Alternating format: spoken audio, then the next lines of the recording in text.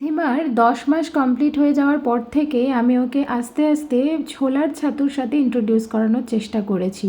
তো এখানে আমি কি করেছি, বাড়িতেই ভাজা ছোলাকে মিক্সচার গ্রাইন্ডারে গুঁড়ো করে নিয়েছি এবং তারপরে এটাকে স্ট্রেনার দিয়ে স্ট্রেন করে একটা কৌটোতে স্টোর করেছি।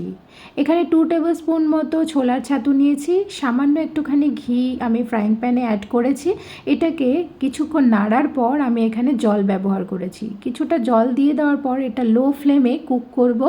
বয়েল হয়ে গেলে পরে মানে 6-7 মিনিট এটাকে বয়েল করার পরেই কিন্তু আমি গ্যাস ওভেন বন্ধ করে দেব। আর এখানে আমি একটা ব্যানানা নিয়েছি, যেটাকে আমি ম্যাশ করে নেব। এই ব্যানানার সাথে এই খাবারটাকে আমি মিক্স করব, মানে ছাতুটাকে মিক্স করব। এটা সম্পূর্ণই একটা ভরপুর ব্রেকফাস্ট, বাচ্চাদের অনেকক্ষণ পেট ভরপুর থাকে এটা খেলে পরে।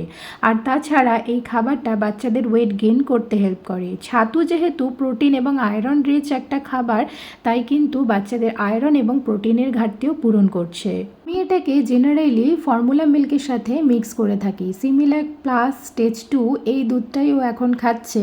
2 স্কুপ মতো ফর্মুলা মিল্ক আমি এখানে অ্যাড করেছি। তো যাই হোক, মাম্মাকে এটা দিলে পরে মাম্মা কিন্তু এটা বেশ এনজয় করে। আমি মাম্মাকে জেনারেলি এটা ব্রেকফাস্টে দিই।